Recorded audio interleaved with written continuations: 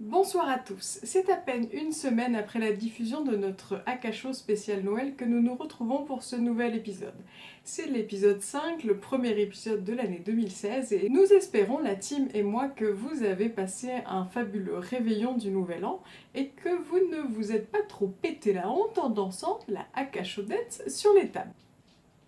Pour cette toute première émission de l'année, nous vous avons réservé un programme fabuleux. Mais avant de vous révéler ce programme aux petits oignons, j'ai besoin de votre soutien à tous.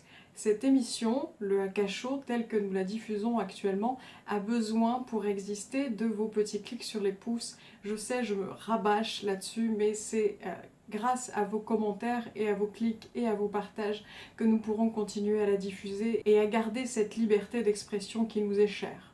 Ça marche si je fais les yeux du chat de Shrek ? Ce sont le nombre d'abonnés à la chaîne, le nombre de commentaires en dessous de nos vidéos qui permet de remonter dans les stats de YouTube et Google, etc. Et c'est ça qui nous permet de nous faire connaître, de faire connaître le Akasho et de partager nos messages de paix, d'amour et de mieux-être au plus grand nombre. Donc désolée de me répéter par rapport à ça chaque mois, mais c'est vraiment important. Cette émission peut, je le crois sincèrement, aider beaucoup de gens et c'est pour ça que nous la faisons. C'est pour ça que nous nous démenons chaque mois. C'est pour ça que nous choisissons des sujets qui vont pouvoir être pertinents et vous aider au quotidien. C'est pour ça que nous nous évertuons à diffuser autant de beaux messages. Merci à tous pour votre soutien, vos clics, vos partages, vos abonnements à la chaîne et aussi pour vos petits mots parce que ça nous fait vraiment chaud au cœur. Vous êtes de plus en plus nombreux à nous en envoyer et on adore ça. Au programme de ce nouvel épisode du Akasho, Laurie, notre nouvelle chroniqueuse, va tout vous dire sur les 4 accords Toltec. Saïda vous a fait une chronique de 10 minutes tout pile sur la méditation. Natacha va nous donner sa vision de la voyance et croyez-moi, elle ne s'est pas gênée. Céline va vous apprendre à dompter vos croyances. Marie nous a fait une petite chronique do it yourself sur le vase de gratitude. Notre guest du mois, le beau, très talentueux et très inspirant Manu Lemire nous a fait une chronique sur l'art d'être chanceux dans la vie. Céline débute une série de nouvelles mini-chroniques appelées l'aventure intérieure, où elle va vous apprendre à vous auto-coacher. Et enfin, vous me l'avez demandé, j'ai une nouvelle fois exaucé votre vœu, je vous ai fait une chronique sur les prévisions énergétiques 2016. Il y aura aussi un nouveau tuto écolo, premier d'une série.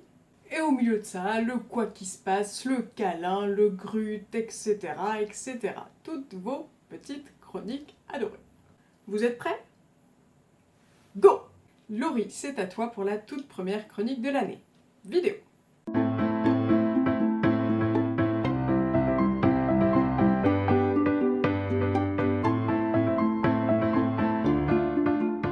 Bonjour à tous. Pour débuter cette nouvelle année, j'ai eu envie de vous proposer une chronique sur les 4 accords Toltec. Un livre qui a été écrit par Don Miguel Ruiz. Cela permet d'avoir des relations harmonieuses avec les autres et surtout avec soi-même. Je vais commencer par le premier accord qui est le suivant. Que ta parole soit impeccable. En effet, les mots que nous employons ont une fréquence vibratoire qui peut être haute, positive ou bien basse, négative. Ce que Don Miguel Ruiz appelle faire de la magie blanche ou faire de la magie noire. En effet, quand nous critiquons, quand nous jugeons les autres de façon négative, quand nous colportons des rumeurs, des ragots, quand nous nous dévalorisons, quand nous disons des choses négatives sur nous-mêmes ou sur les autres, nous faisons ce qu'il appelle de la magie noire. C'est-à-dire que nous employons notre parole de façon négative. Au contraire, quand nous disons des choses positives, quand nous encourageons les autres, quand nous nous encourageons nous-mêmes, quand nous éprouvons de la gratitude, de la reconnaissance, là, on est dans de la parole positive et c'est ça qui est important.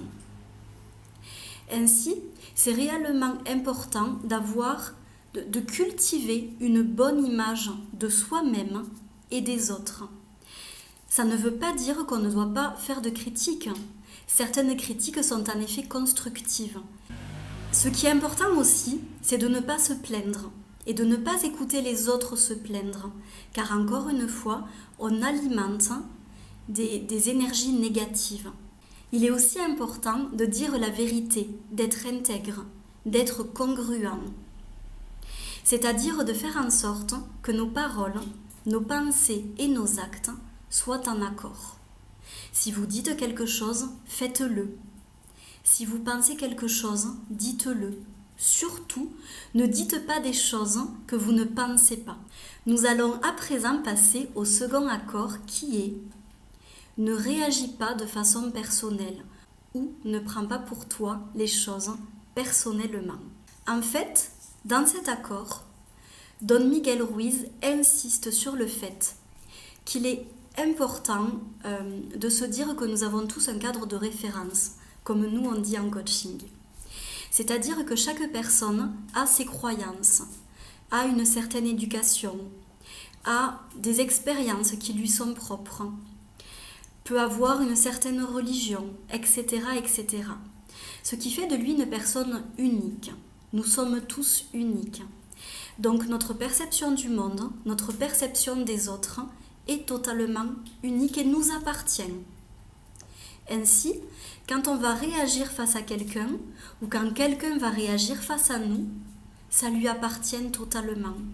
Si vous êtes en accord avec cela, vous allez réagir. Et du coup, vous donnez votre pouvoir à cette personne-là. Si vous n'êtes pas en accord avec ce que cette personne dit, pourquoi réagir ? Ça ne sert strictement à rien. Et pour cela, il est vraiment important de se connaître nos points forts, de connaître nos zones d'ombre, de se connaître au maximum, de connaître également nos croyances, nos peurs, nos doutes. Comme ça, ce que chaque personne dira pourra être vraiment évalué. C'est-à-dire que vous pourrez vous dire « Ah oui, en effet, ça me parle et ça peut me servir ce que cette personne me dit. » Ou alors non, je décide que je ne suis pas en accord avec ça. Ça ne veut pas dire que cette personne a tort, mais ça veut dire que je ne permets pas en fait à cette personne d'avoir le pouvoir sur moi. J'ai envie de garder ce pouvoir. Donc je ne réagis pas. J'écoute, mais je ne réagis pas à cela. Je vais vous lire un petit passage du livre pour que vous compreniez exactement la portée de ce précepte. Chacun vit dans son propre rêve, dans sa propre tête. Chacun est dans un monde totalement différent de celui dans lequel vous vivez.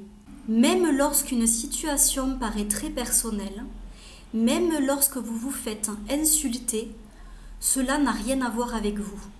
En gros, ce que les autres font, ce que les autres disent, leur appartient. Vous n'êtes qu'un miroir pour eux de certaines choses. Je vais prendre un exemple. Imaginons, c'est le matin, il est tôt, vous êtes dans votre voiture, vous roulez tranquillement et une personne passe devant vous, klaxonne, vous fait un doigt d'honneur et du coup vous fait presque une queue de poisson et vous double. Comment est-ce que vous devez prendre cela ? Est-ce que vous pensez réellement que c'est contre vous que cette personne en avait ? Peut-être qu'elle a mal dormi, peut-être qu'elle est pressée, peut-être qu'elle est énervée par maintes choses dans sa vie. Mais c'est sûrement pas par rapport à vous que cette personne réagit. Ça n'a rien à voir avec vous. Et ça arrive très régulièrement dans nos journées. Ça peut être quand vous faites la queue au supermarché, quand vous vous promenez dans la rue, quand vous êtes face à votre patron ou à des amis. Certaines personnes vont réagir par rapport à ce qu'elles ressentent à ce moment-là, mais ça n'a rien à voir avec vous. Elles peuvent aussi réagir par rapport à une action que vous allez faire ou une parole que vous allez dire. Cela peut activer des blessures en elles. Et encore une fois, ça n'a rien à voir avec vous. Bien entendu, ça ne veut pas dire que vous n'êtes pas responsable de vos paroles ou que vous n'êtes pas responsable de vos actes. c'est toujours important d'être bienveillant, d'être gentil, d'être positif dans chaque chose que l'on fait ou dans chaque chose que l'on dit. En revanche, la réaction de l'autre lui appartient totalement. Elle ne vous appartient pas à vous. Vous êtes juste responsable de ce que vous allez émettre, de l'énergie que vous allez émettre, mais pas de comment la personne le reçoit. Et c'est exactement la même chose dans le sens inverse. La personne est responsable de ce qu'elle va dire, de ce qu'elle va faire, mais vous êtes avant tout maître de comment vous allez prendre cette action-là, ou cette parole-là. On va à présent passer au 3e accord, qui est « ne fais pas de suppositions ». Alors j'avoue que pour ma part, c'est l'accord qui est le moins facile à pratiquer. Alors, ce qu'implique cet accord, c'est tout simplement que, encore une fois, nous sommes tous différents, nous sommes tous uniques, comme je l'ai expliqué auparavant. Et si quelqu'un fait quelque chose ou agit d'une certaine façon, il est important de ne pas émettre de jugement ou de supposition hâtive, on va dire. Imaginons, vous êtes face à quelqu'un dans un entretien d'embauche. Donc, vous êtes vous en entretien et vous avez un patron devant vous, et ce patron n'arrête pas de bâiller pendant que vous exposez certains points, certains éléments. Vous allez peut-être penser, cette personne s'ennuie, mais peut-être qu'elle ne s'ennuie pas du tout. Peut-être qu'elle est juste fatiguée, peut-être que c'est sa façon à elle de faire ressortir certaines énergies, un trop-plein à l'intérieur d'elle-même. Donc vous allez émettre une supposition par rapport à son acte de bâiller, mais encore une fois, c'est une supposition. Ça n'est pas une réalité, une vérité. Je vais vous lire un petit extrait des 4 accords Toltec pour que vous compreniez concrètement ce principe. Nous avons tendance à faire des suppositions à propos de tout. Le problème est que nous croyons ensuite qu'elles sont vraies. Nous faisons des suppositions quant aux raisons d'agir d'autrui, nous les interprétons de travers, nous en faisons une affaire personnelle et nous finissons par créer tout un drame pour rien du tout. Vous voyez, c'est vraiment ça. Vous allez vous faire des films en 3D, en couleur, en tout ce que vous voulez, par rapport à des petites choses que vous allez estimer vraies et qui peut-être seront totalement fausses. Je vais vous donner un exemple concret, une fois de plus, de ce précepte. Imaginons, c'est bientôt votre anniversaire et votre chéri veut vous offrir un cadeau pour vous faire plaisir. Et vous, par gêne, parce que vous souhaiteriez avoir une surprise, parce que, pour différentes raisons qui sont personnelles, vous lui dites « Je veux rien, j'ai pas besoin de cadeau pour mon anniversaire ». Et malgré tout, le jour de votre anniversaire, vous attendez qu'il vous offre un petit quelque chose, un petit cadeau, même pas grand-chose. Et ce jour-là, vous n'avez rien. Et vous êtes déçu, vous êtes frustré, vous en voulez à votre partenaire. Et pourtant, que lui avez-vous dit ? Vous lui avez tout simplement dit que vous ne vouliez rien du tout. Donc ça, c'est un exemple parmi tant d'autres. Mais c'est pour vous montrer que la personne en face de vous, elle n'est pas devin, elle n'est pas médium. Enfin, à quelques exceptions près. Et du coup, elle ne peut pas deviner que vous lui avez dit ça pour une raison ou pour une autre. Donc le but est d'être clair dans nos paroles, dans notre communication, de formuler nos désirs, de formuler nos demandes, nos envies, nos besoins, nos doutes, de formuler au maximum ce que vous souhaitez par rapport à l'autre.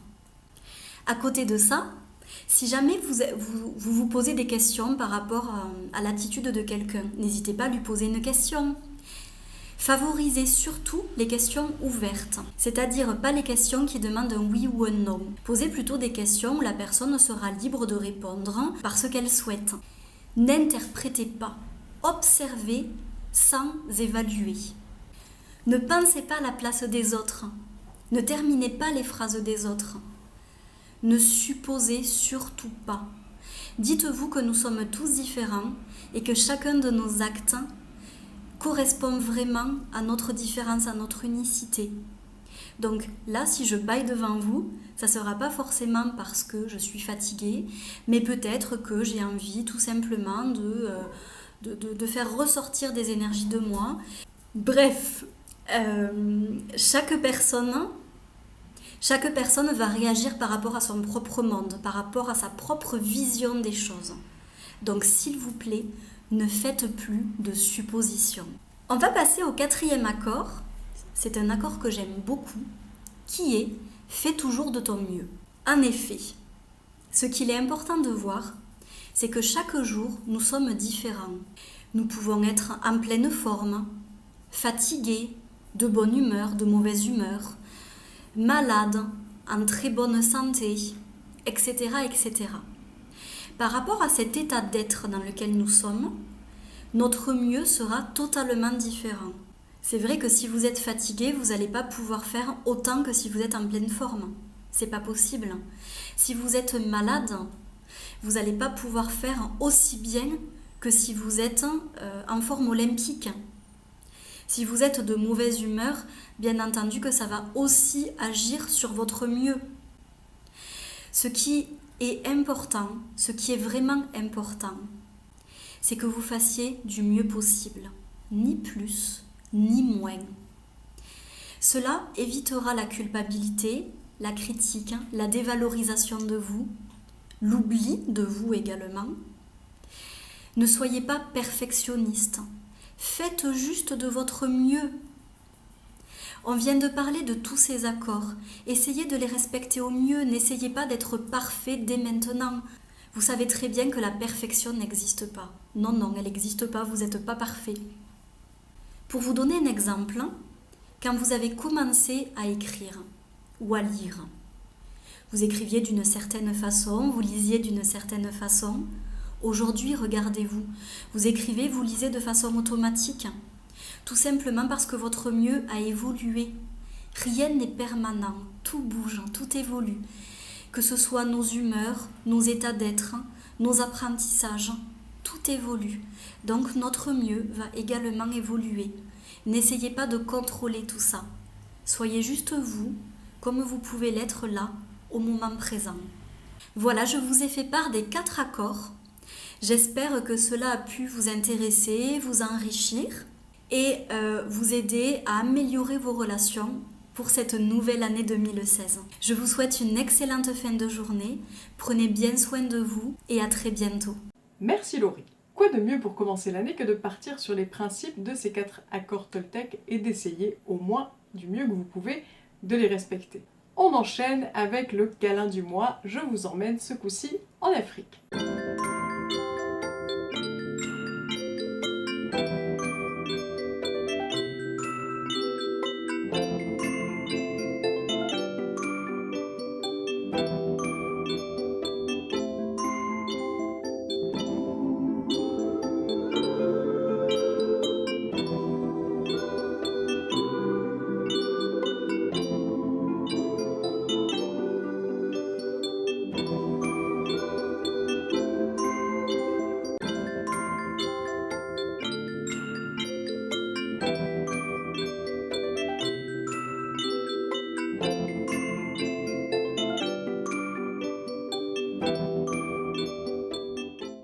Puis comme c'est important de commencer l'année avec des rires, on enchaîne avec le Grut du mois. Vidéo.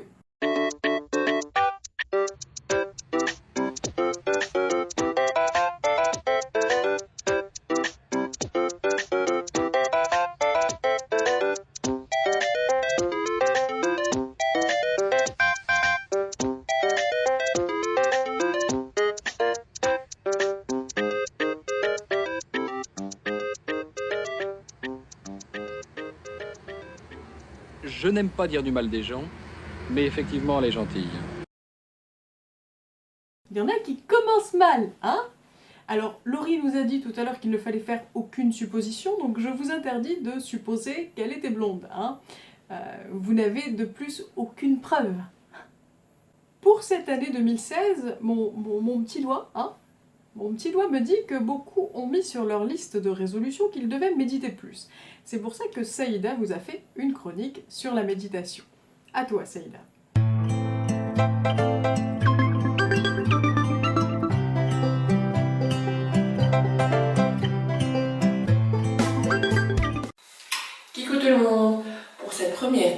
et puis comme en conférence de 2016, j'ai choisi d'aborder le thème de la méditation. Vous en avez sûrement déjà entendu parler.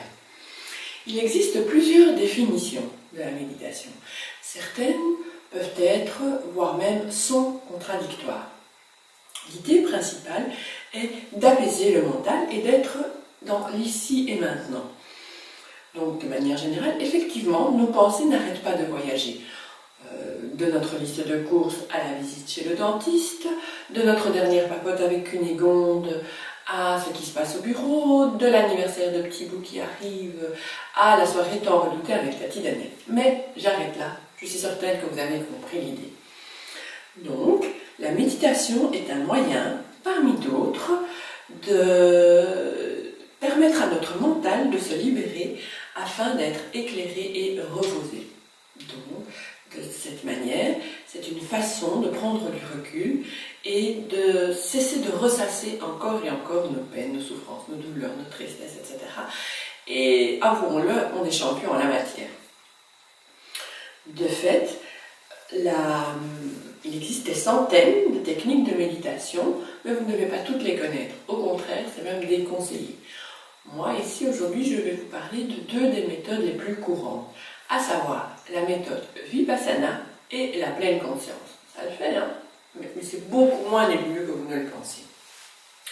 La méthode Vipassana se focalise principalement sur la respiration. Elle permet ainsi de développer notre concentration et notre attention.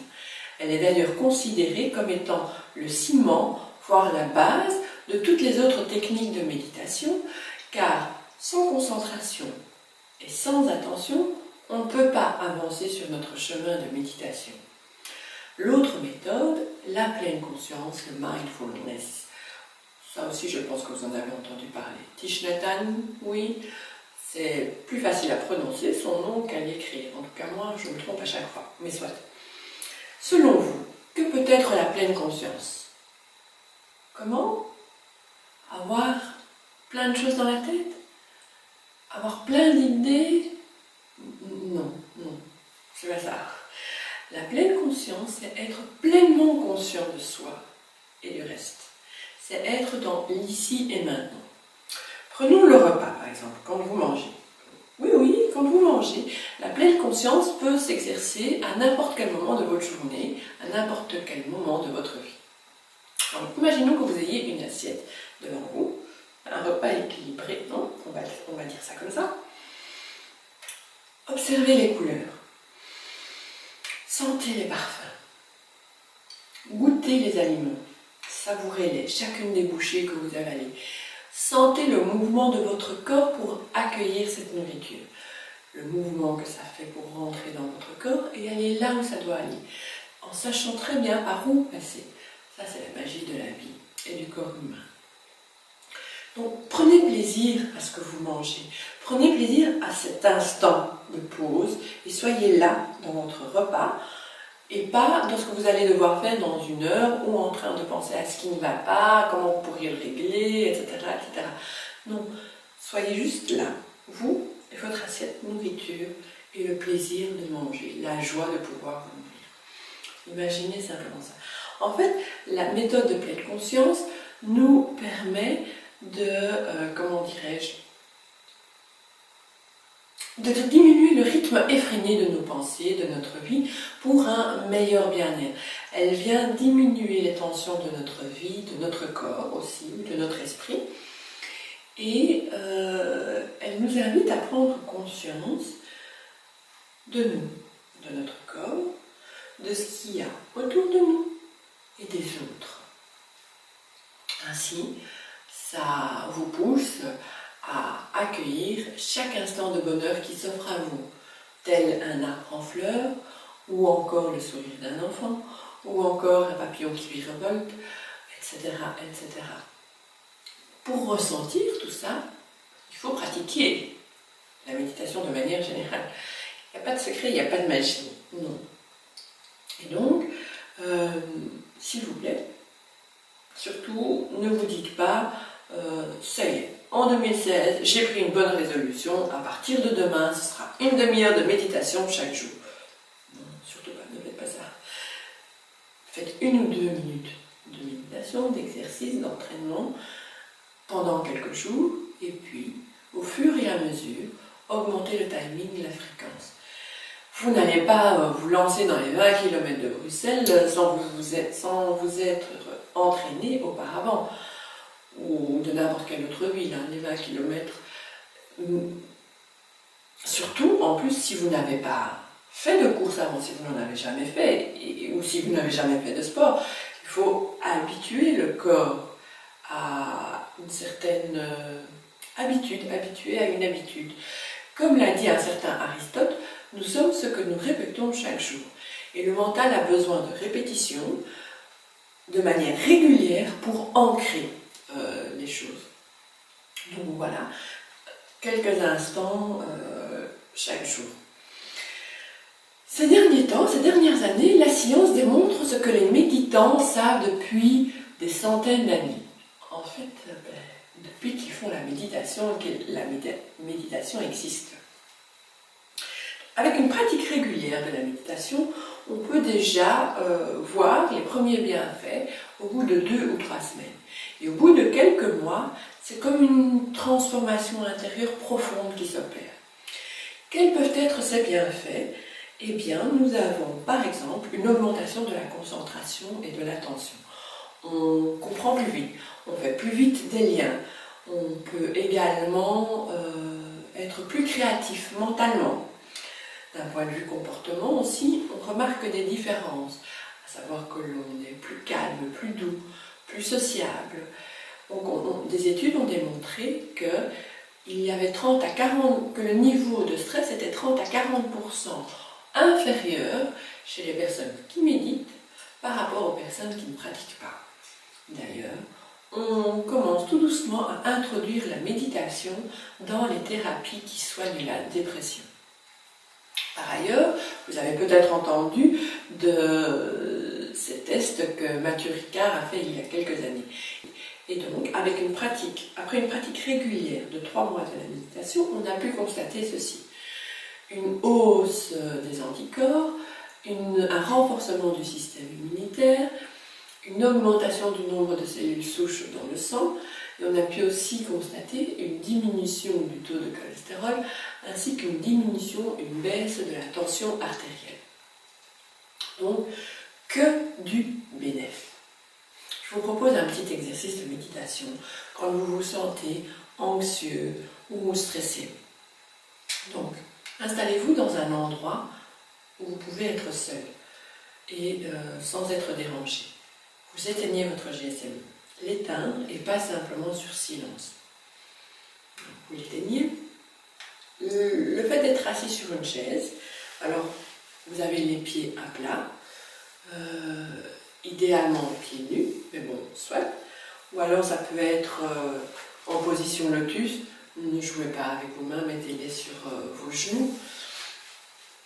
Ou alors encore, dans un premier temps, vous pouvez faire ça allongé afin de mieux ressentir les différents mouvements dont je vais vous parler.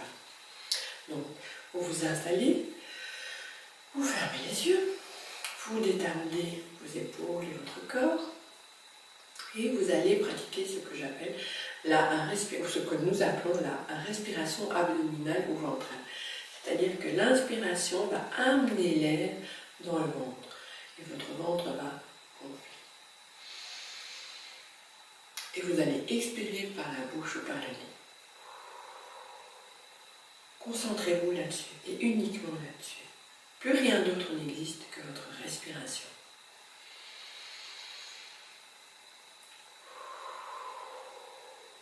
C'est pour ça que la position couchée peut vous aider à sentir ce mouvement de ventre qui se gonfle et se développe. Donc, soyez présent dans votre respiration, plus rien d'autre n'existe que votre respiration. N'entamez pas de dialogue intérieur avec vous-même. Laissez les pensées venir et s'en aller. Ne vous accrochez pas à elles. Comme un train qui passe, vous le voyez, vous n'allez pas courir après pour sauter dedans. Non, ça passe devant vous. Et puis voilà, c'est bon. Soyez juste pleinement présent à vous-même. Cela vous évite ainsi de penser au passé qui peut être douloureux ou de vous projeter sur un hypothétique possible futur. C'est juste ici et maintenant. C'est juste la vie. Voilà. J'espère que cela vous a plu, que cela vous aide. Et puis, je vous dis à tout bientôt. Une bonne et heureuse année. Bisous. Et ça filme. Pardon. Je disais quoi déjà?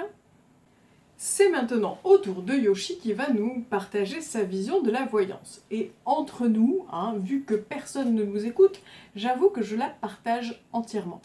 À toi Yoshi.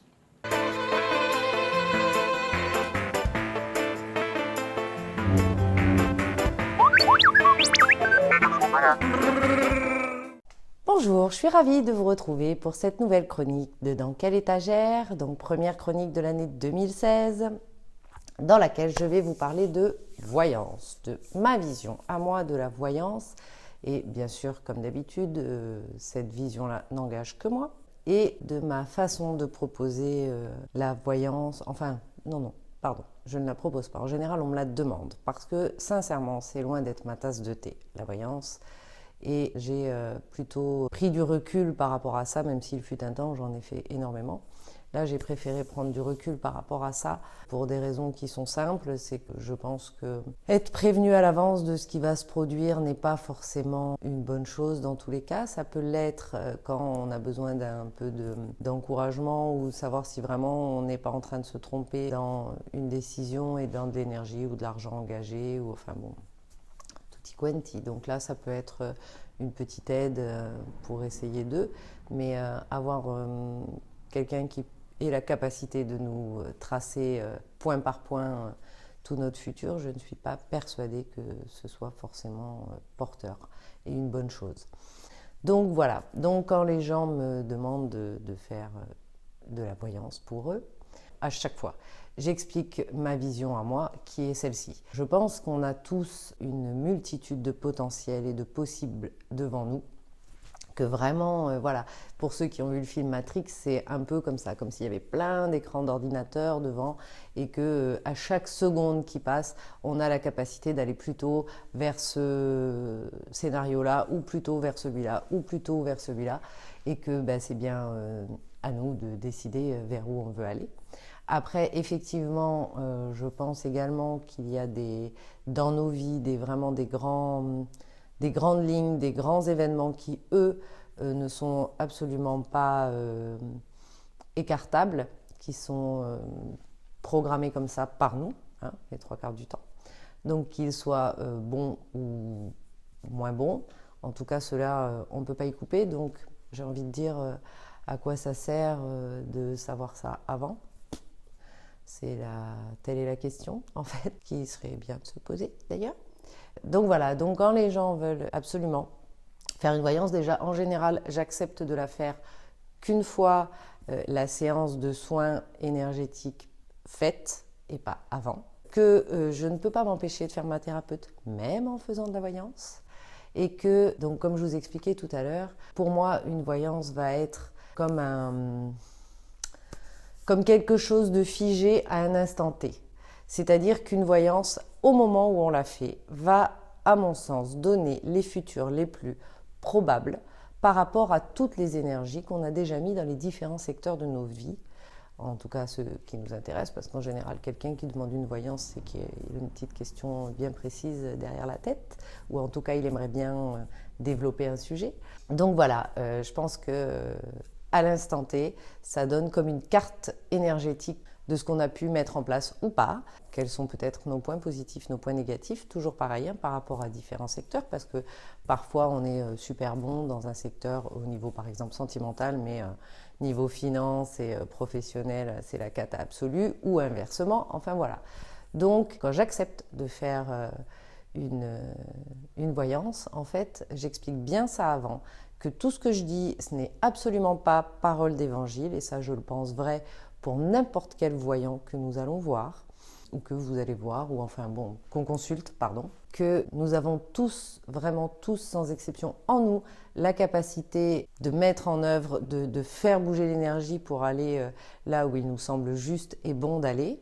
et inversement, avec chacun nos croyances limitantes, nos peurs, nos blocages, nos traumas, nos failles, enfin tout ce qu'on se traîne depuis en général bien longtemps et qu'on a mis nous-mêmes en place, eh bien on peut empêcher ce qui pourrait être prévu pour nous par l'univers, et que dans le coup, ça passe pas, l'énergie ne passe pas et qu'on ne peut pas arriver à ce résultat-là. Donc, une voyance peut être, à mon sens, bénéfique pour ça, c'est-à-dire peut-être aller creuser, aller remuer un petit peu la pulpe du fond pour savoir qu'est-ce qui peut bloquer, où est le problème. Pour vous donner un exemple très concret, j'ai envie de dire 80% quand même des gens qui demandent des voyances, c'est pour régler des problèmes d'ordre sentimentaux, soit parce qu'ils sont seuls, soit parce qu'ils sont mal accompagnés, soit parce qu'ils ont des doutes. Voilà, donc la personne qui a des doutes, peut-être aller chercher chez soi pourquoi on a des doutes et pourquoi cette énergie-là est en place. La personne qui est seule, qui veut savoir par le biais d'une voyance si le prince charmant va arriver sur son cheval blanc, ok, pourquoi pas, sauf que dans ce cas-là, il est quand même préférable qu'elle ne soit pas toute seule au fond de sa grotte, pas lavée, en train de boire des coups et de fumer des clopes, voyez, pour donner une idée. Voilà, c'est-à-dire que la grosse difficulté avec la voyance, c'est qu'il me semble que les consultants attendent des prédictions miraculeuses, mais sans rien faire non plus pour essayer de faire avancer les choses dans le bon sens, dans le bon ordre. Donc je pense que avant, ou en tout cas même quand on va consulter une voyante ou quelqu'un qui fait des prédictions, parce qu'après on le fait tous, moi y compris, j'aime bien ça, mais essayer de garder peut-être le recul nécessaire pour, ok, tout ce qui est annoncé de bon, de beau, ok, on met encore plus d'énergie et on y va. Après, les choses qui nous dérangent un peu ou qui ne sont pas vraiment conformes à ce qu'on espère, quand c'est possible évidemment, peut-être aller introspecter à l'intérieur de soi pour savoir qu'est-ce qui pourrait bloquer, qu'est-ce qui fait que c'est aussi long ou qu'est-ce à venir, qu'est-ce qui fait que tout a l'air complètement cristallisé dans une situation qui n'est pas bonne pour nous. Après, je pense également que la vibration entre les deux personnes est très importante, c'est-à-dire que autant la personne que vous allez voir pour une voyance qui va être câblée à sa manière, parce que chacun des thérapeutes, médiums, voyants, d'une manière générale, a son câblage propre et sa vibration propre, et que le consultant qui vient nous voir a également sa propre vibration, et que comme l'univers est bienveillant, les 3/4 du temps, vous êtes envoyé vers une personne qui va être à peu près dans votre état, qui va pouvoir se caler à votre vibration. Et pour nous, pareil, on dit souvent en tant que thérapeute qu'on a les clients qu'on mérite, et je pense ça très juste. En revanche, parfois entendre de la pub faite en bouche à oreille, elle est super bonne, tout ce qu'elle m'a dit c'est arrivé, ou à l'inverse, c'est une vraie chèvre, elle voit rien du tout, c'est n'importe quoi. Je pense qu'il est peut-être juste d'avoir le recul nécessaire pour se dire ok, il y a eu un échange énergétique qui a été très bon, et en fait on parle le même langage, et donc on peut avancer et aller peut-être un peu plus loin dans la voyance, ou ok, non, les vibrations ne s'accordent pas du tout, et dans ce cas-là, effectivement, les prédictions ne sont pas non plus super justes, sauf que, comme je vous l'ai dit juste avant, à mon sens, l'univers est bienveillant, et que quand les prédictions ne sont pas justes, il est possible que soit la thérapeute ou voyante ou médium ou ce qu'on veut n'arrive pas à alpaguer votre propre vibration, et donc n'arrive pas à se caler et va être peut-être un peu plus dans la généralité, ou bien un brouillage qui va faire que effectivement les prédictions ne sont pas bonnes, ou le consultant ou la consultante a des choses peut-être à aller introspecter de manière plus importante, comme si l'univers envoie le message de ok, avant de savoir qu'est-ce qui va t'arriver, qu'est-ce que aujourd'hui toi, où tu en es aujourd'hui énergétiquement parlant, où en sont tes peurs, où en sont tes croyances, est-ce qu'elles sont vraiment hyper limitantes ou plus subtiles, enfin bon, voilà, je pense que tout ça c'est vraiment très compliqué dans un sens comme dans l'autre, que les nouvelles énergies sont mises en place pour que vraiment on puisse avoir pleine possibilité dans nos propres vies, que nos pensées sont quand même de plus en plus créatrice et c'est de plus en plus rapide, donc dans le bon comme dans le mauvais, et que remettre son pouvoir chez quelqu'un de prédire qu'est-ce qui va nous arriver, d'une manière générale, c'est pas bon. Voilà, donc comme je vous l'ai dit, c'est mon point de vue à moi, parce que il me semble que tous les possibles que nous avons devant nous,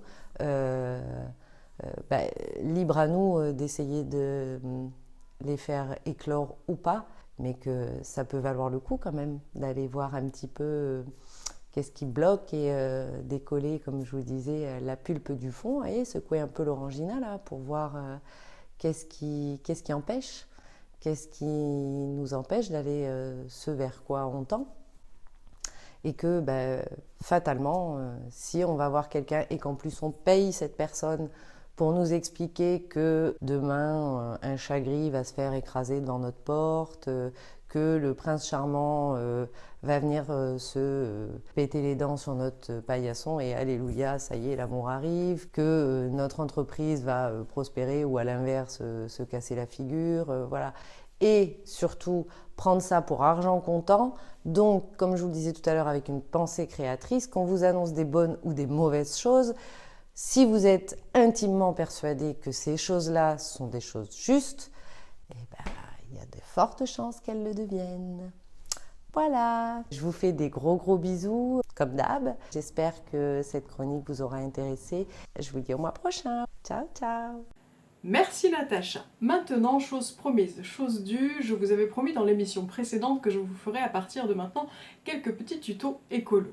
Je vous ai fait une spéciale marque de café, parce que oui, le marque de café ne sert pas uniquement aux pseudo-voyantes qui essayent, dans le fond de leur tasse, de vous prédire des trucs. Vidéo. Aujourd'hui, dans ce premier tuto écolo, je vous présente diverses utilisations du marc de café. Vous savez déjà certainement qu'il est excellent mélangé au terreau de vos plantes. Mais il est aussi parfait appliqué humide avec un papier essuie-tout sur vos meubles en bois pour gommer les rayures et autres traces de griffes de chat. And voilà! Il est aussi extraordinaire pour laver vos mains dégoûtantes. And voilà! 1 à 2 cuillères à soupe peuvent venir à bout d'une vaisselle toute sale pour 4 personnes, sans ajouter de produit vaisselle. Vous pouvez l'utiliser aussi comme masque, avec un blanc d'œuf et quelques gouttes d'huile d'amande douce ou de rose musquée. Touillez! Ou bien pour réveiller vos paupières avec simplement un petit peu de fromage blanc et quelques gouttes de citron. Touillez! Étalez ces préparations sur votre visage et laissez agir 15 minutes.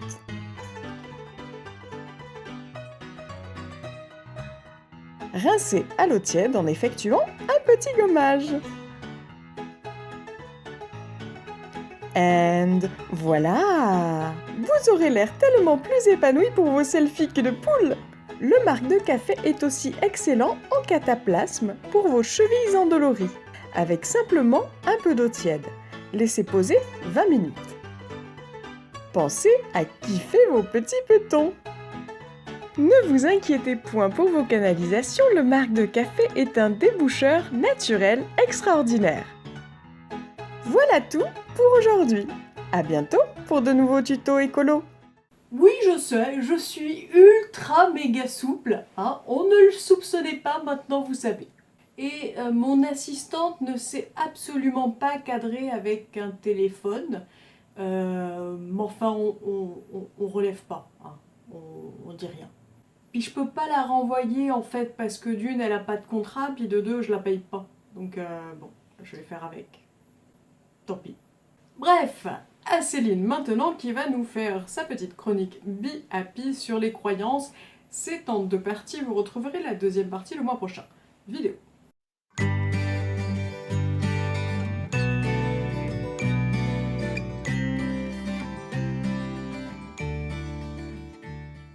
Salut les loulous, ravi de vous retrouver pour cette nouvelle chronique Be Happy. Si vous entendez des ronrons, c'est normal, il y a Globule sur mes jambes qui me plante ses griffes de temps en temps dans les genoux. Super agréable. Petite parenthèse de début de chronique. Aujourd'hui, nous allons parler de nos croyances et de nos pensées. Ce sujet sera traité en 2 parties. Nous retrouverons au mois de février la dernière partie sur les croyances. Chacun de nous crée ses expériences par les pensées qu'il a et par les paroles qu'il prononce. Les croyances sont des idées et des pensées que nous acceptons comme étant notre réalité. Ce que nous pensons de nous-mêmes et du monde extérieur devient vrai pour nous.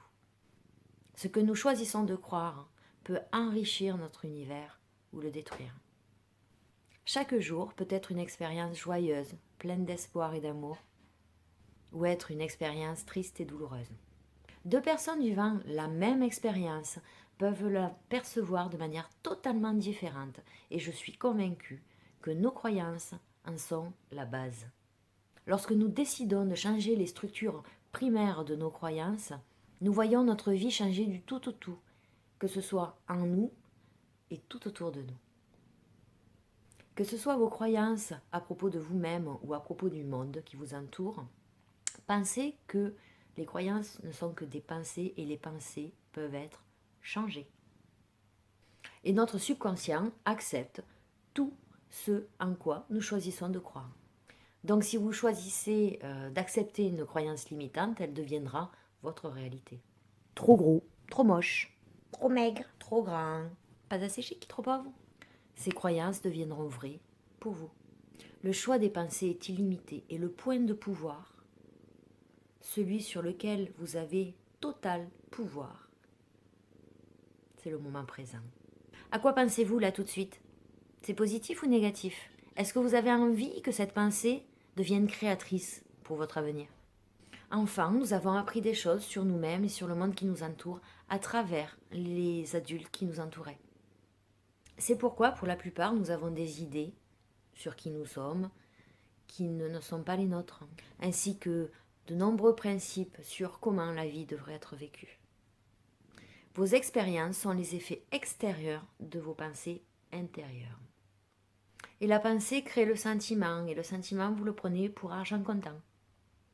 Changez la pensée, et le sentiment changera. Et le temps depuis lequel on a ce schéma négatif importe peu. On peut changer à tout moment, être libre à tout moment. En général, nous ressassons la même pensée, de sorte que nous n'avons pas l'impression de la choisir. Pourtant, au départ, c'est bien ce que nous avons fait. Selon moi, le ressentiment, la critique, la culpabilité et la peur sont à l'origine de la plupart des problèmes que nous connaissons, que ce soit en nous et dans notre vie en général. Si vous changez la pensée qui attire ces comportements, ils changeront. Nous pouvons changer notre attitude vis-à-vis du passé. Il est fini le passé, il est terminé. Mais nous pouvons changer nos pensées à propos de ce passé. Le chemin de la liberté passe par le pardon. Nous pouvons ne pas savoir comment pardonner et nous pouvons même ne pas avoir envie de pardonner. Mais si nous sommes décidés à le faire, nous pouvons enfin entamer un processus de guérison. Il est impératif pour guérir d'abandonner le passé et de pardonner à tout le monde et de se pardonner surtout à soi-même. Même si nous comprenons très bien notre propre souffrance, du moins on a les outils pour la comprendre, il nous est encore très difficile de comprendre la souffrance de quelqu'un qui aurait pu nous faire du tort. Et cette personne à qui il nous faut pardonner souffrait aussi. Autre point important, s'aimer soi-même. Et s'aimer soi-même, c'est avant tout ne jamais se critiquer pour quoi que ce soit. Car l'autocritique nous enferme dans le schéma même dont nous essayons de sortir. Alors, essayez de vous approuver pour une fois et voyez ce qui se passe. Pour conclure, l'interprétation que vous donnez aux choses, aux événements, aux expériences, n'est que le reflet de vos propres pensées, de vos propres croyances. Et ce sont vos pensées et vos croyances qui gouvernent vos émotions et vos comportements. Un petit peu comme une paire de lunettes qui vous ferait voir le monde d'une manière différente. Alors, en ce début d'année, je vous invite tous à changer de lunettes. Prendre du recul et surtout, vivez le moment présent. Je vous dis à très très bientôt. Je vous souhaite de passer de merveilleux moments. Prenez soin de vous. Gros bisous à tous. T'as compris la croyance là? T'as compris? Je t'explique. T'arrêtes de te foutre de ma gueule? Merci. La suite, nom de Zeus. Petite rubrique DIY maintenant, Do It Yourself. Marie nous explique à quoi sert et comment réaliser un vase de gratitude. À toi Marie.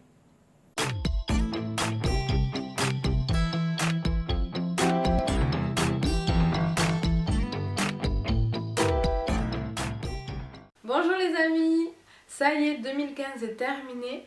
Ce fut une année de challenge et de défis. On a tous appris à dépasser nos peurs. Je pense que pour la plupart, on y est arrivé. Et avec 2016, c'est un nouveau cycle qui commence. Donc je vous souhaite d'ailleurs à toutes et à tous de trouver le meilleur pour vous-même. Et pour justement appréhender cette nouvelle année dans une énergie positive, je vous propose un petit rituel que je réalise chaque année, début janvier, et qui dure toute l'année d'ailleurs, et qui est le vase de gratitude. Alors qu'est-ce que le vase de gratitude? Donc pour commencer, on a besoin d'un vase ou d'un pot en verre, transparent et assez gros de préférence, parce qu'on en aura besoin pour les 12 prochains mois. Donc tout au long de l'année, seulement et uniquement quand vous en aurez envie ou besoin, on viendra déposer dans ce pot des petits bouts de papier. Alors que contiendront-ils? Eh bien dessus on va noter des phrases de gratitude.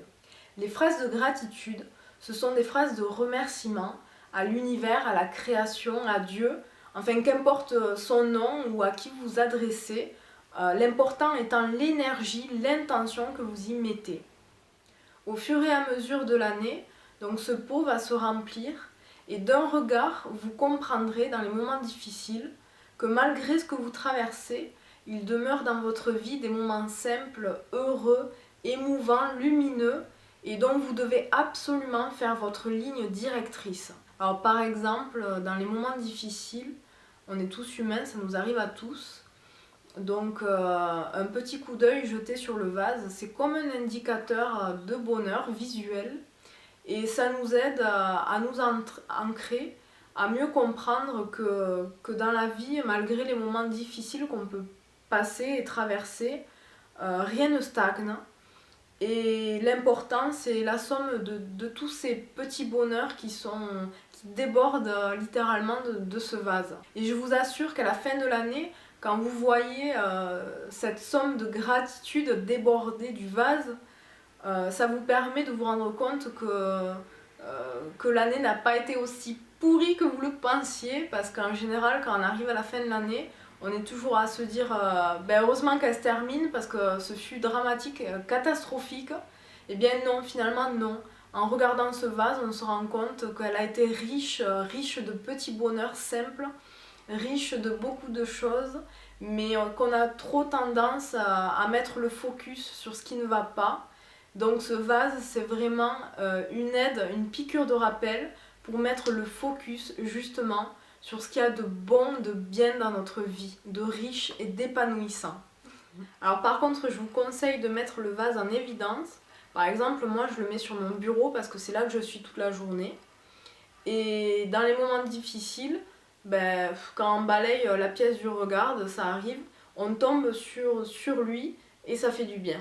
Alors ce qu'il m'arrive aussi de faire, c'est dans l'année, quand juste par curiosité ou parce que j'en ai envie ou simplement pour me remettre un peu d'aplomb émotionnellement, je puise dans le vase un petit bout de papier que j'ai écrit par le passé et de me replonger dans ces souvenirs, dans ces moments heureux, eh bien ça fait du bien au cœur, tout simplement.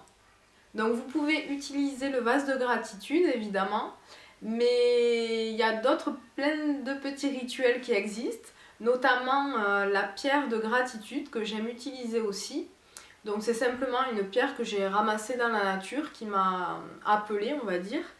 J'ai écrit le mot merci dessus avec un gros feutre Posca ou de la peinture.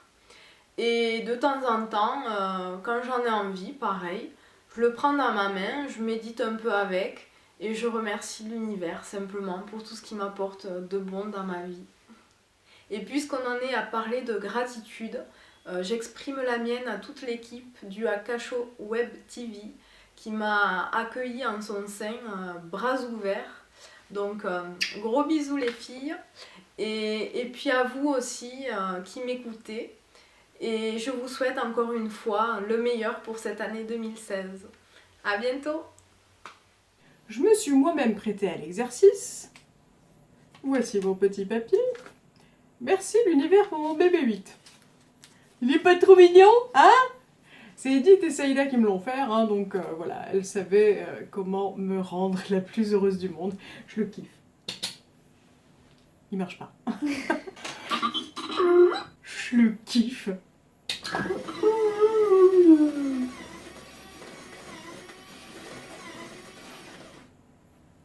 Je suis pas sûre qu'il me kiffe, lui.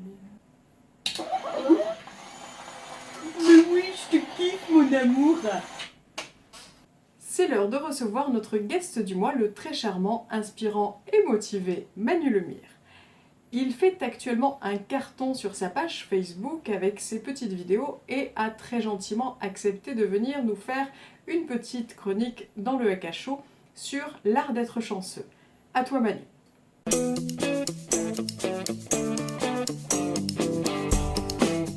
Salut la gang du Haka Show. Aujourd'hui, Manu Lemire avec vous. Je vais d'ailleurs être avec vous live en personne, 16 janvier à Paris, 18 janvier à Nantes, 20 janvier à Lyon. Mais pour aujourd'hui, je vous parle de l'art de devenir chanceux. Bonne écoute. Salut tout le monde. Aujourd'hui, j'avais envie de vous parler d'un sujet qui me tient à cœur et qui je pensais pourrait intéresser chacun et chacune d'entre vous. Et c'est comment devenir chanceux. Parce que s'il y a bien une chose qu'on veut dans la vie, c'est avoir de la chance. Parce qu'évidemment, quand tout nous tombe tout le temps sur la tête, quand on a l'impression que les malheurs se succèdent, c'est difficile de garder confiance en soi, c'est difficile de continuer de croire en nos objectifs quand il y a des séries de malheurs qui nous arrivent. Donc aujourd'hui, j'aimerais partager avec vous comment j'ai fait dans ma vie pour devenir quelqu'un d'extrêmement chanceux. Parce que c'est possible de le faire concrètement et vous aussi, vous pouvez le faire. Donc, la première des choses pour devenir chanceux, c'est l'environnement. Donc, ce que je veux dire par là, c'est dans quel contexte est-ce que tu vas te placer si tu souhaites devenir chanceux? Est-ce que tu vas te tenir, par exemple, avec des gens qui réussissent bien dans la vie ou tu vas te tenir avec des gens qui échouent en permanence et qui constamment vont se plaindre de leurs problèmes, vont se plaindre de leurs échecs et de tout ce qui ne va pas dans leur vie? On est des aimants à succès, à échec, à positif, on est des aimants.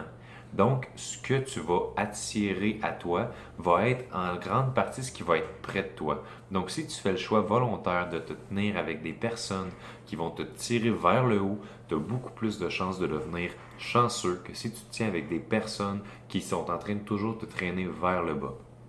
Donc ça, c'est vraiment important au niveau de l'environnement.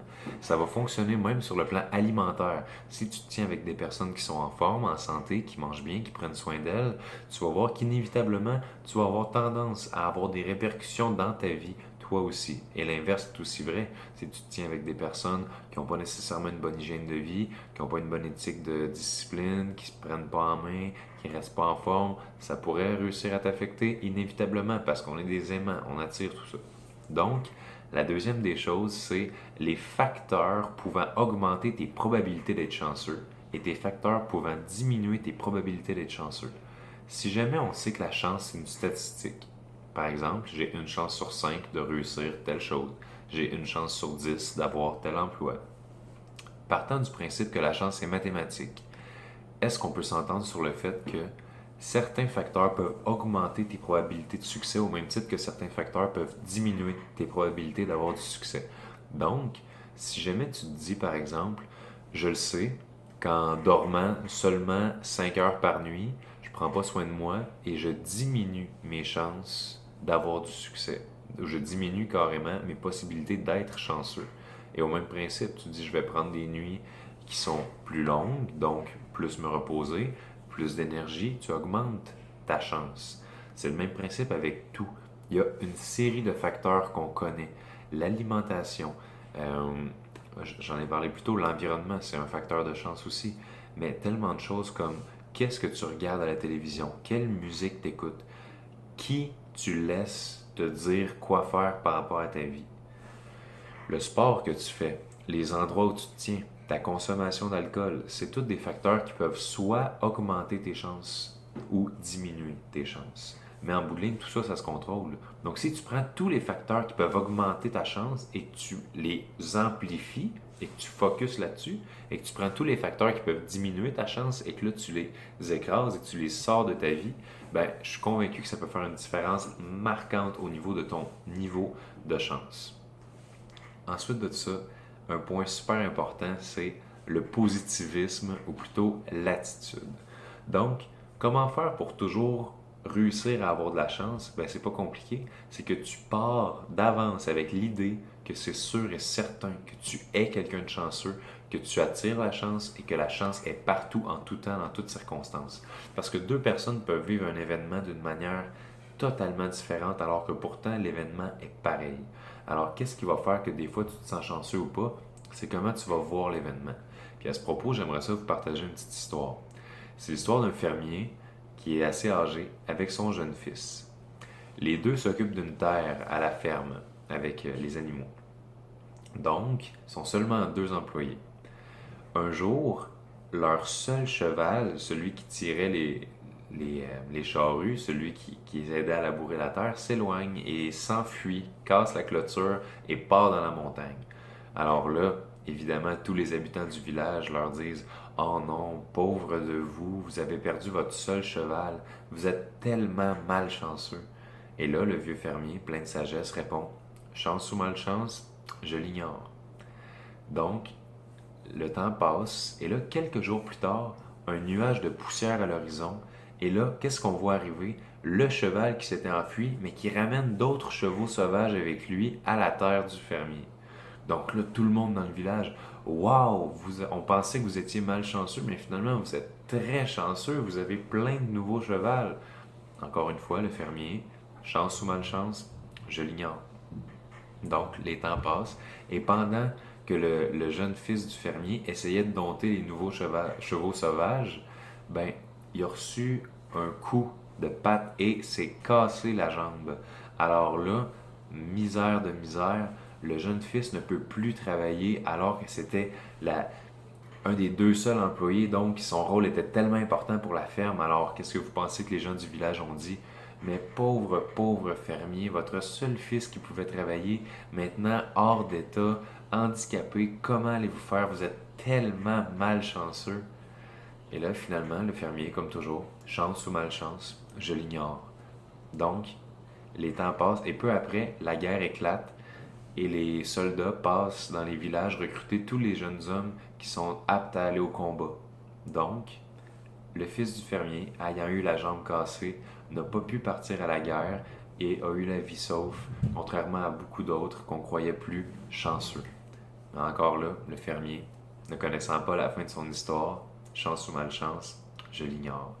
Alors, c'est le même principe pour vous. Chaque événement qui vous arrive, vous avez le choix de vous dire, est-ce que ça représente de la chance ou est-ce que ça représente de la malchance? Mais tant que votre vie n'est pas finie, vous ne saurez jamais à quel point ce qui vous arrive n'était pas peut-être un cadeau très mal emballé, mais qui devait être sur votre route pour vous permettre d'aller de l'avant.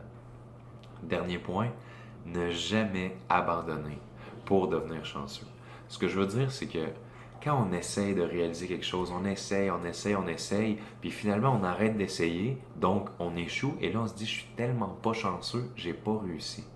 Mais qu'est-ce qui nous fait croire que si on avait essayé encore peut-être 1 semaine, 2 semaines, puis finalement on se rend compte qu'on a bien fait d'essayer, on a bien fait de continuer parce qu'on réussit. Et là, qu'est-ce qu'on se dit? « Wow, je suis vraiment chanceux ». Fait que des fois, la chance est beaucoup en lien avec une question de ténacité, une question de persévérance, une question de croire en soi à un point où tant qu'on n'a pas réussi, on n'abandonne pas et on poursuit nos rêves. Alors là-dessus tout le monde, j'espère que cette courte capsule aurait pu vous aider à découvrir certains petits trucs pour devenir plus chanceux. Vous allez voir, la vie est vraiment plus belle quand on commence à l'être et je vous souhaite à tous et à toutes là-dessus une excellente semaine ou pleine de chance. Bye bye tout le monde. Ne bavez pas tout en même temps, les filles, hein. Un peu de tenue, laissez-le respirer, ce jeune homme. Yoshi, retiens-toi, bordel! Merci Manu de ta réactivité, de ta gentillesse et de ta disponibilité pour nous livrer cette petite vidéo pour le Akasho dans les temps. Je rappelle vite fait tes dates, tu seras le 16 janvier à Paris, le 18 à Nantes et le vin à Lyon. Voici maintenant la toute nouvelle chronique de Céline Alvarez intitulée L'aventure intérieure, je vous laisse la découvrir. Vidéo.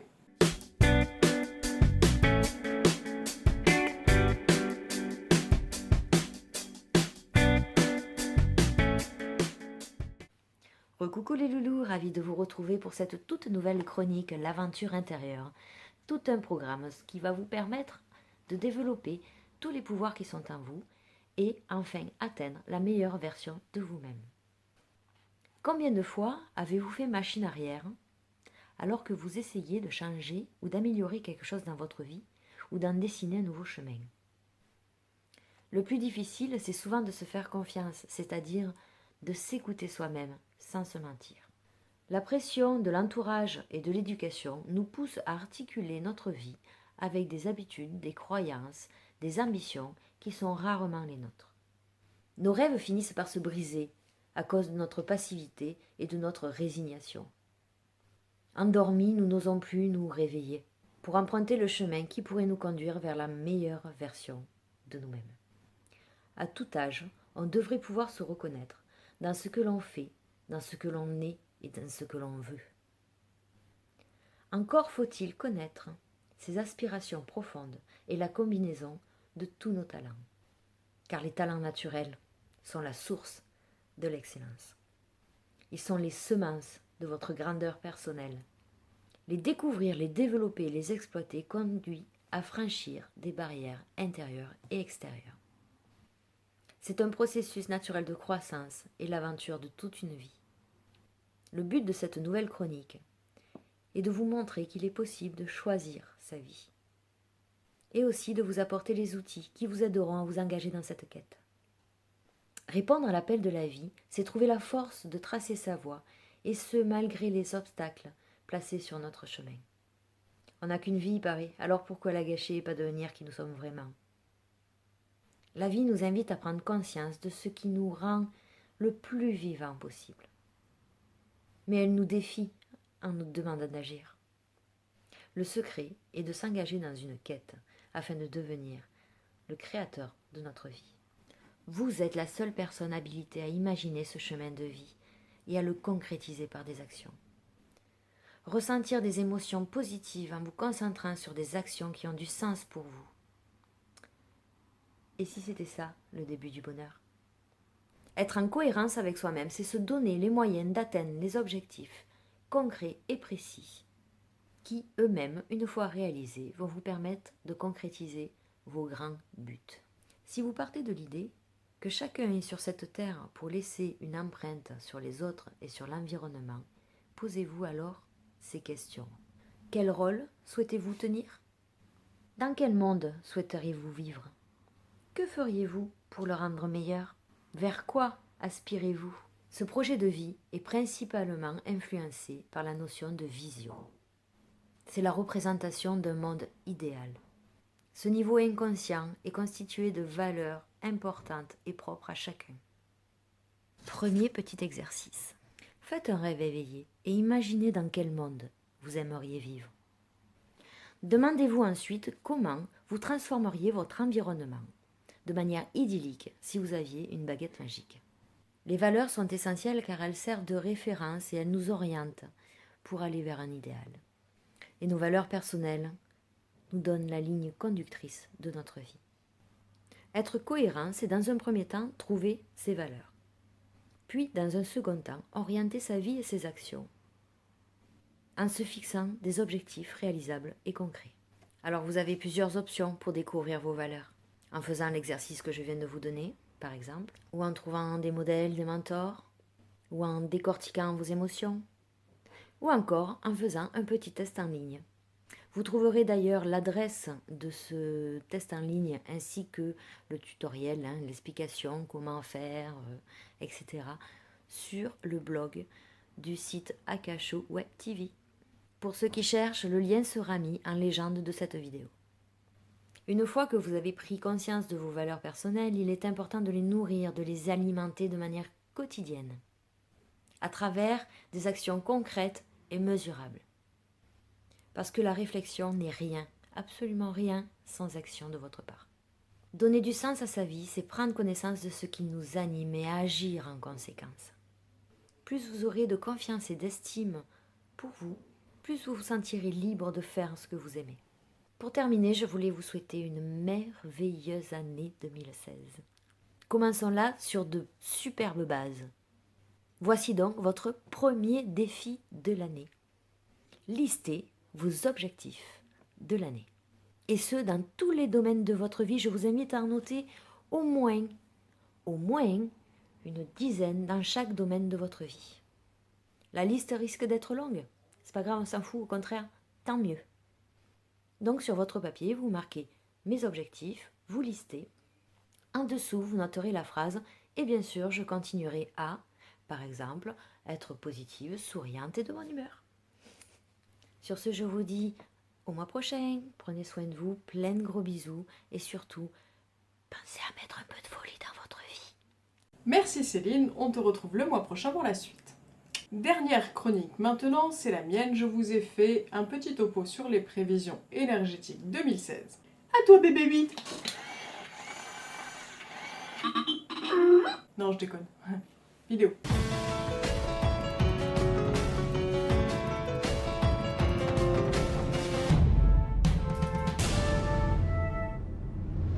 Bonjour à tous mes petits poulets. Alors aujourd'hui on se retrouve pour une chronique un petit peu spéciale.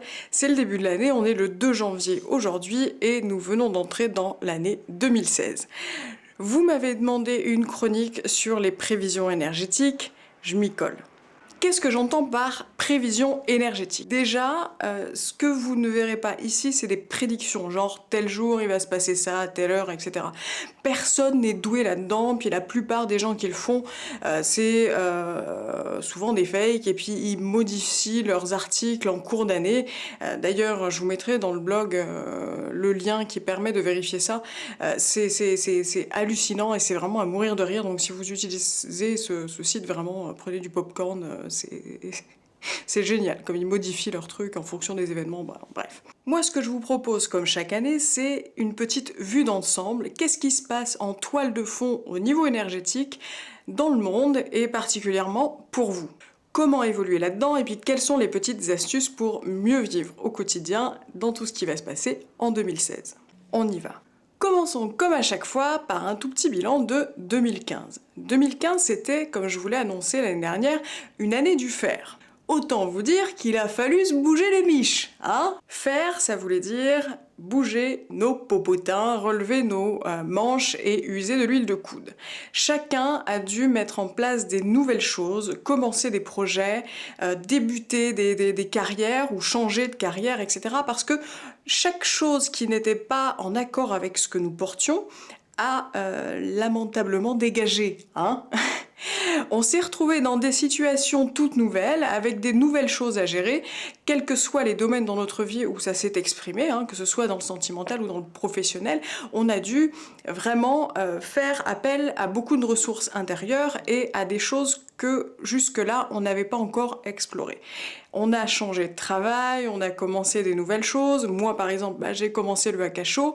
Il y a plein de choses que vous avez dû oser et qui au final, même si sur le moment ça a été un petit peu difficile, maintenant ça fait plaisir quand même. 2016 débute dans cette configuration-là.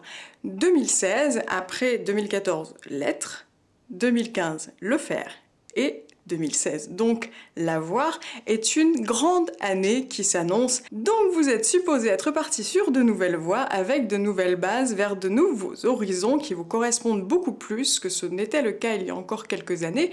Et vous avez maintenant toutes les cartes en main, puisque vos projets sont supposés avoir déjà débuté ou avoir déjà pris vie. Si ce n'est pas le cas, vous aurez encore le temps de le faire cette année. L'année 2016 qui s'annonce est une grande année. C'est l'année du recevoir, de l'avoir comme on dit. Donc c'est une année de récolte. Et plus vous avez semé dans les années précédentes, plus vous savez semer grand, plus vous risquez de récolter grand. En même temps, je suis pas sûre que ce soit un risque. Mais quand même, je m'explique. Vous allez récolter en 2016 ce que vous avez semé et uniquement ce que vous avez semé. Donc si vous avez semé des pommes, vous allez récolter des pommes pour votre plus grand plaisir. Si vous avez semé de la merde, vous voyez ce que je veux dire? Bah oui, hein, vous allez recevoir de la merde. Hein, qui sème le vent récolte la tempête. C'est une phrase qui s'annonce hyper méga importante pour 2016. Bien entre nous, je sais, hein, il y en a certains qui ont un peu glandé, hein, qui n'ont rien semé. Donc ne vous étonnez pas si vous ne récoltez rien. Hein, on est d'accord. Il y a bien quelques miracles possibles, mais enfin, faut quand même un petit peu l'aider l'univers. Hein, c'est pas... Hein, voilà. Va falloir attendre longtemps. Très beaucoup longtemps, hein, si vous avez rien foutu. Normal. C'est vraiment pas pour rien que je vous avais dit de semer du positif en 2015, hein. Je vous ai prévenu, c'est pas tombé dans l'oreille d'un sourd, j'espère, hein, sinon, voilà, hein, je peux pas faire grand chose pour vous, mais enfin, il y a toujours possibilité de se rattraper, hein, l'univers est sympa, blablabla. En même temps, j'ai toujours raison, sauf quand j'ai tort. Puis personne m'écoute en plus, c'est pas possible. Bref, partons du principe que vous m'avez écouté, que vous avez semé des petites graines positives dans vos vies qui vous ressemblent, parce que c'était ça le plus important. Vous êtes tout à fait en mesure de recevoir la récolte qui s'en vient. Ouvrez grand les bras et vous n'avez plus qu'à accueillir ce qui va se présenter. Ça fait plaisir. En gros, vous allez toucher le jackpot de la reconnaissance universelle. Hein. C'est pas vraiment l'univers qui vous l'envoie, c'est vous qui l'envoyez, hein, parce que vous avez semé. Donc voilà, hein, échange de bons procédés. Vous allez donc attirer à vous tout ce qu'il vous faut pour continuer de mener à bien ces projets positifs que vous avez mis en place, je le répète, dans tous les domaines de votre vie que ce soit, et vous allez vous remplir les poches des bienfaits positifs de l'univers. Peut-être même que vous aurez quelques thunes, ça fait plaisir. Vous allez pouvoir recevoir tout plein de petits signes qui vont vous permettre de continuer sur la route de Bisounours-land. C'est magnifique! Si vous avez fait tout le contraire, ne vous inquiétez pas, effectivement vous risquez de recevoir un petit peu en décalé, de recevoir un petit peu plus de cochonneries que le reste du monde. Enfin c'est pas grave, hein, l'univers est indulgent, il vous en veut pas du tout, puis vous avez très certainement fait du mieux que vous pouvez, ils le savent et vous recevrez, mais il ne tient qu'à vous quand même de donner le petit impulse. Ne passez pas votre temps à râler, hein, contre ce qui ne vient pas ou ce qui met du temps à arriver parce que ça retarde d'autant plus la réception et la récolte dont je vous parle depuis tout à l'heure. Ça va vous demander un petit peu plus de système D, de débrouille, de cogitage de méninge pour vous en sortir, hein, pour mettre à bien des trucs positifs, parce que c'est un petit peu comme si vous aviez loupé le coche là maintenant tout de suite, mais enfin c'est pas impossible non plus, et vous avez quand même toutes les ressources, je vous l'ai dit là-haut, ils sont sympas, ils vous donnent de quoi. Ne bloquez surtout pas sur les choses qui n'arrivent pas, ou les choses que vous ne recevez pas. Ça bloque tout. Vous allez peut-être un petit peu plus en chier pour récolter du positif, mais enfin c'est comme quand on joue au Monopoly, hein, on passe par la case prison, ça fait pas trop de mal par où ça passe, on poireaute un moment, et puis au final on finit toujours par en sortir et toucher quand même les 20 000 boules au bout de quelques temps. Ne vous inquiétez pas, vous n'êtes pas mis à part ou puni par qui que ce soit. Vous êtes futé, trouvez des petits stratagèmes et remettez-vous sur pied, et surtout faites des choses qui vous ressemblent. Ne cherchez pas à ressembler à un tel ou un tel, c'est pas vous. Soyez la version unique de vous-même. Et n'oubliez pas, hein, même Dark Vador, à la fin, il retrouve sa voix, hein, et on en oublie presque même au passage qu'il a fait exploser une planète. Hein, donc, si c'est possible pour lui, c'est possible pour vous. C'est une année qu'il va vous falloir vivre uniquement dans le moment présent, et j'insiste énormément là-dessus parce que si vous vous mettez comme sur un rocking chair, vous balancez d'avant en arrière, de l'après vers l'avant, vous n'allez absolument rien vivre de ce que vous avez à vivre. Tout ce qui se passe dans le moment présent est le plus important. Le moment présent vous donne absolument toutes les ressources, et c'est là que se trouve l'avoir et la récolte dont je vous parle depuis tout à l'heure. C'est hyper important de le remarquer, d'être présent dans ce moment ultime, le moment présent, le seul que vous avez, et de vraiment penser à l'observer. Ne le jugez pas, voyez toutes les ressources que vous avez à portée de main et utilisez-les. Ne cherchez pas à attendre demain d'avoir plus, d'avoir mieux, d'avoir encore mieux, et d'avoir les personnes qu'il vous faut, d'avoir l'argent qu'il vous faut, ou le matos qu'il vous faut. peu importe. Tout ça, c'est pas important. Vous pouvez déjà commencer dès maintenant, tout de suite, dans l'instant présent, à faire ce que vous avez à faire. Vous n'avez aucune excuse et l'univers le sait. Plus vous allez essayer d'attendre ou plus vous allez remettre les choses à demain parce qu'il vous semble qu'il vous manque des choses, plus vous allez rester à stagner. Et stagner, c'est pas le moment. Petit exemple, nous avons commencé cette émission du Hack à Chaud avec 0 centime. Vraiment, on n'avait aucune notion de montage vidéo, on n'avait jamais, pour la plupart, tourné devant une caméra, etc. Si on avait attendu pour faire cette émission, vous ne seriez pas en train de nous regarder aujourd'hui et nous, on aurait perdu de sacrés moments d'éclate. Si on a fait ça avec, je le répète, 0 centime, qu'on a mis en place ce projet-là, vos projets à vous n'ont rien à envier aux nôtres. Vous pouvez les commencer dès maintenant, sans rien du tout, avec juste votre motivation, votre envie de le faire et puis votre plaisir à être dans l'instant présent et à faire ce que vous avez à faire. Vous n'avez aucune excuse, je le répète. Voici maintenant mes petites recommandations pour bien vivre cette année 2016. Soyez patient. La récolte va venir, je l'ai dit tout à l'heure, mais cette récolte peut parfois prendre un petit peu de temps. Il faut que le timing soit parfait. Il y a dans l'univers des rouages tellement dingues et compliqués qu'on n'y comprend rien avec notre cerveau d'humain.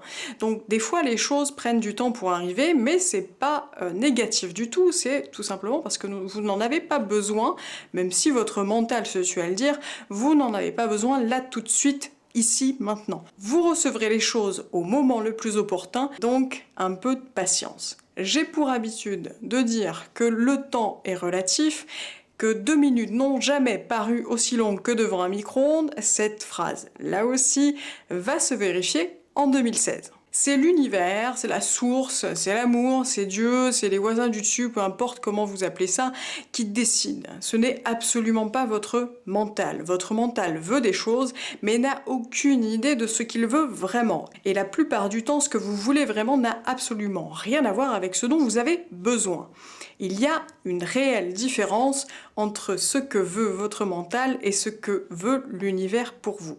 Je sais par expérience que ce que veut l'univers pour vous est vraiment la meilleure des choses. Donc, attendez ce meilleur pour vous, vous allez le recevoir. Puis évitez de chialer, les jérémiades, on en voit partout, c'est chiant, on s'en fout.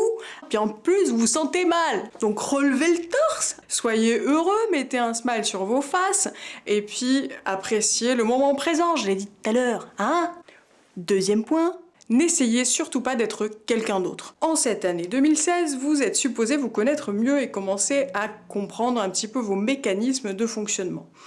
Ces mécanismes-là peuvent vous servir. Vous n'avez absolument pas à avoir honte de ce que vous êtes. Que ce soit vos petites qualités, vos grandes qualités, vos petits défauts ou vos grands défauts. On s'en fout. Tout ça est un ensemble parfait et forme une personnalité unique qui vous sera utile pour la suite. Il n'y a pas de hasard. Plus vous allez essayer de ressembler à un tel ou de essayer de vous exprimer mieux pour passer mieux la pilule auprès de quoi que ce soit, c'est pas ce qu'il faut faire. En 2016, vous avez tout loisir d'exprimer pleinement votre personnalité dans tous ses attraits. Que vous soyez un parfait connard ou un super-héros, on s'en fout. Soyez la meilleure version qui existe pour vous, soyez vous. Et c'est surtout très important pour le côté sentimental, parce que si vous vous montrez sous un autre jour, ou si vous vous montrez comme quelqu'un que vous n'êtes pas, la personne que vous allez rencontrer, vous allez la louper. La personne que vous allez rencontrer va devoir se montrer sous son vrai visage. Si vous lui offrez une pâle copie de vous-même, c'est dégueulasse. C'est pas game. Donc la relation risque d'avoir du mal à se mettre en place. Sinon il y a un décalage et ça crée un remous dans la force et c'est pas bon et le couple ne peut pas s'installer et ne peut pas se faire. La récolte, je vous l'ai dit, c'est aussi pour le cul. Troisième point, arrêtez de manger de la merde. Bon, je sais, c'est un petit peu agressif comme ça, mais je vais pas vous faire un laïus sur le végétarisme ou peu importe, ou le véganisme, c'est pas l'idée aujourd'hui. C'est vraiment important pour vous de commencer 2016 en ayant des résolutions un petit peu plus écolo, parce que c'est une année où l'écologie va prendre beaucoup de place et où il va falloir prendre conscience de plein de choses à ce niveau. On a terminé 2015 avec la COP21, c'est pas un hasard, toutes ces choses qui ont commencé commencé, tous les débats qui ont débuté là-dessus ont leur importance et il va vraiment falloir que tout le monde s'y mette et tout le monde mette son grain de sel là-dedans. Essayez de composter le maximum de choses que vous pouvez, recycler plus, faites pousser des trucs sur vos jardins, essayez de consommer des aliments un petit peu moins modifiés, un petit peu moins remplis de pesticides, etc. Essayez d'utiliser de l'engrais dans vos jardins naturels. Essayez voilà, de mettre ces petites choses en place, d'économiser un petit peu l'eau du robinet pour... faut penser aux petits ours polaires. Hein. Tout ça, ça va être méga important en 2016 et il faut que chacun mette du sien. Hein. C'est l'histoire du petit colibri. Chacun arrive avec son petit bec. Si on fait ça, eh ben, on facilitera grandement les choses pour la Terre et la Terre, elle en a vraiment besoin. Puis tout à fait entre nous, hein, si ça peut éviter à l'univers de nous balancer une apocalypse zombie, hein, je sais pas vous, mais moi ça m'arrange, hein, donc avant d'en arriver là, ce serait pas mal hein, de s'y mettre un petit peu, hein, tous ensemble, hein. Les zombies ça craint.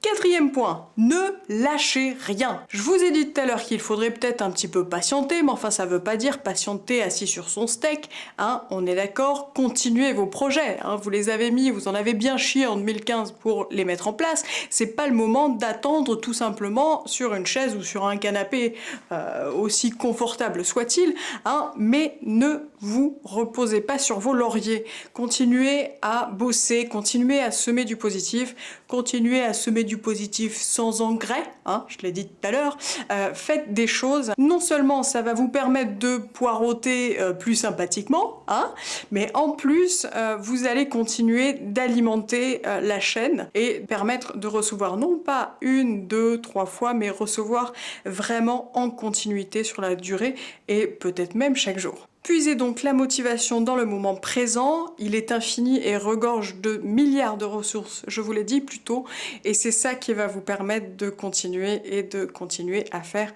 du positif qui vous ressemble. Il y a toujours un moyen, hein, même si votre mental il vous dit le contraire, bah il vous raconte des conneries. Arrêtez de le croire. Allez, zou! Point numéro 5, soutenez-vous les uns les autres. Cette année de récolte sera très abondante, donnez des choses, partagez des choses, partagez un café avec un SDF dans la rue, un thermos de café, vous asseoir 5 minutes pour papoter avec un gars, ça ne coûte rien et ça met vraiment du baume au cœur à tout le monde, que ce soit à vous ou à la personne qui reçoit. Faites des choses avec des gens que vous aimez bien, avec des gens que vous connaissez pas, allez dire coucou à quelqu'un qui se sent seul ou même quelqu'un qui est hyper entouré. Osez partager les choses et osez vous soutenir les uns les autres parce que c'est hyper important en 2016. Surtout avec les choses qui se passent et les énergies un peu pourries qui viennent nous malmener. On l'a vu hein, en 2015, on a retenu surtout les choses positives. C'est encore quelque chose qui va être au programme en 2016, donc soutenez-vous. Enfin, dernier point, de l'amour, bordel! Tout le reste, c'est has-been et surfait. Enfin, je veux dire, on a tout testé sauf ça. Donc ce serait peut-être le moment de passer à la puissance supérieure et puis de... Vous voyez, tous les gens, les New Age, etc., qui vous disent qu'il faut...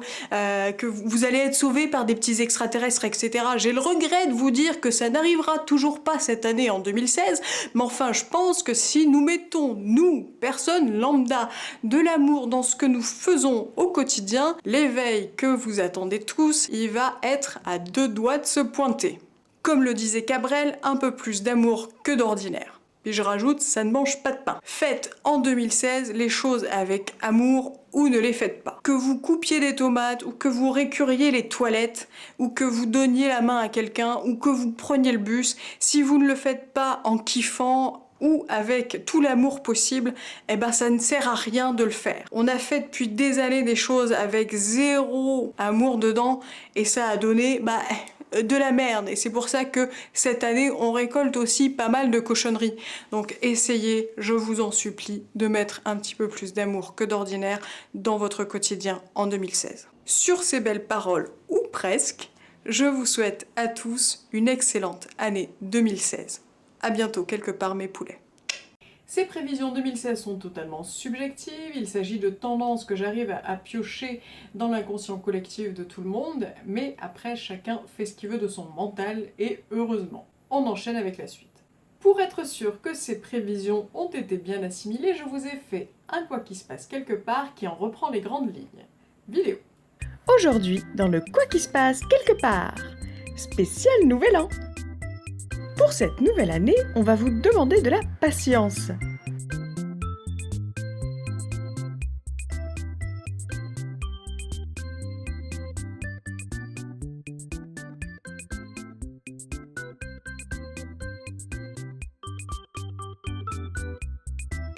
De ne pas essayer d'être quelqu'un d'autre.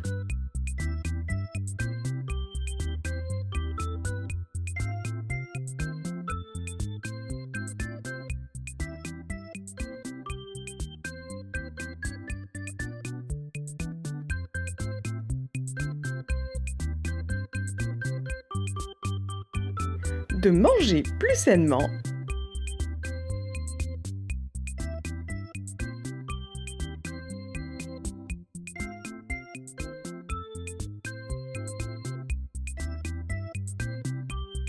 De ne surtout rien lâcher.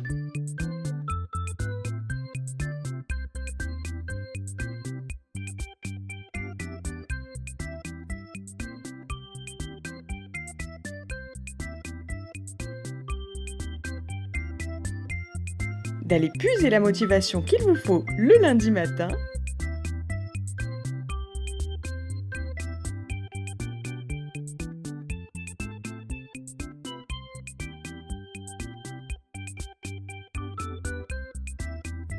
Et de vous soutenir les uns les autres.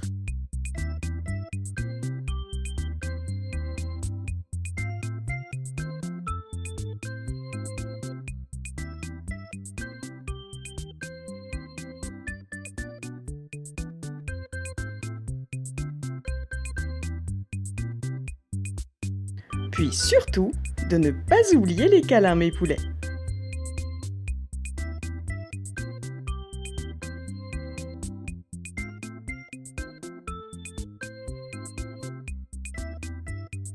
Voilà, c'était le Quoi qui se passe quelque part, spécial Nouvel An.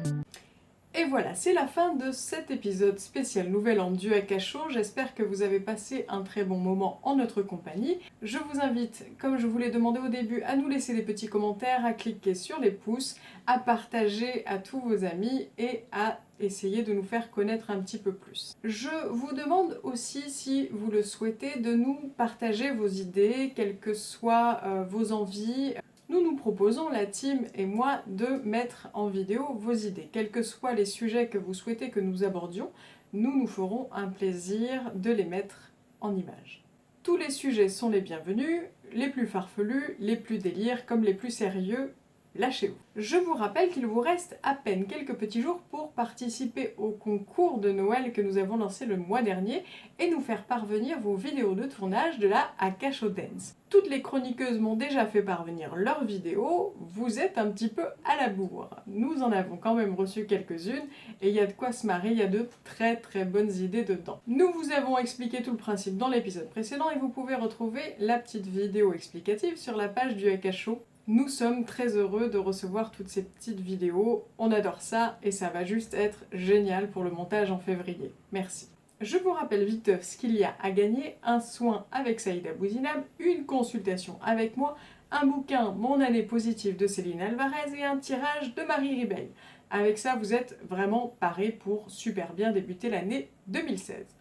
Et justement, pour 2016, nous vous souhaitons que la lumière inonde vos vies et que vos rêves les plus fous se dessinent en vous et à l'extérieur de vous. De voir la vie du bon côté, riez, aimez, partagez, soyez boulimique de la vie. De créer la vie de vos rêves, de vous réaligner à votre être profond, d'aimer et de vous aimer, et de rayonner de toute votre lumière intérieure. D'écouter votre cœur plutôt que la peur, d'oser, de vous dépasser, d'être et d'exister. De l'amour, de la tendresse, de la gaieté, des rires, la santé. Et surtout, croyez en vos rêves, car c'est vous qu'ils ont choisis. D'arriver à ouvrir toute grande votre boîte à rêves, de pulvériser vos limites et d'oser vivre dans la joie et la légèreté, comme tous les grands enfants que vous êtes maintenant. Et surtout, allez-y, éclatez-vous, parce que c'est aussi pour ça qu'on est là. Et bonne année! Bonne année à tous! Bonne année! Bonne année 2016 à tous. On vous kiffe à donf. Rendez-vous le 1er février, 20h45 heure européenne et 14h45 heure québécoise pour de nouvelles aventures à nos côtés, ou peut-être bien qu'on va vous faire une spéciale Saint-Valentin. Je dis ça, je dis rien. En attendant, vous pouvez vous rendormir. À bientôt quelque part, mes poulets.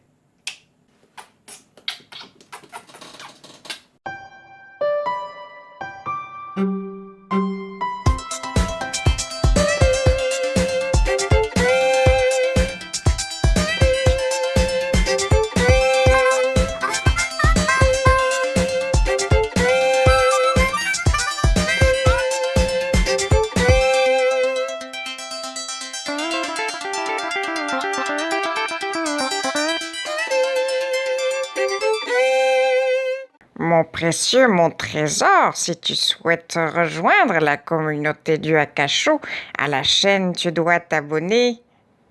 Petit hobbit joufflu.